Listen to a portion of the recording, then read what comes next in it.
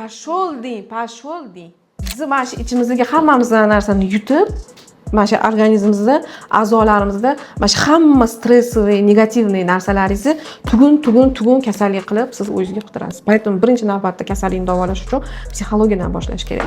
Bachadonimizni mana qaraydigan bo'lsak, qavatini 3 qavatdan iborat. Ichki qavat endometriy qavati, o'rta qavat miometriy qavati va tashqi siroz qavat. Bu qorin bo'shlig'iga qaragan qavat. Har hayzingizda mana shu bachadonning ichki qavati endometriy ko'chadi. Bu o'sishi, ko'chishi gormonlar, tuxumdonlik ishlab chiqaradigan gormonlarning oqibatida o'sadi. Ya'ni tuxumdoningizda folikul o'sadi, ya'ni tuxum hujayra shu folikulning ichida bo'ladi. Folikul o'sayotganda bu o'zida estrogen degan gormon, ya'ni ayollik gormonni ishlab chiqaradi. Bu to'g'ridan-to'g'ri bachadonga endometriy qavatiga ta'sir qiladi, ko'kragimizga ham ta'sir qiladi. Mana shu estrogen ko'p ishlab chiqarishning oqibatida yoki progesteron buni ko'chiradigan gormon yetishmovchiligida endometriy qavati qalinlashib ketishi mumkin. Yoki adenomioz. Adenomioz bu nima? Bu bachadonning endometriozi. Endometrioz hamma joyda bo'lishi mumkin.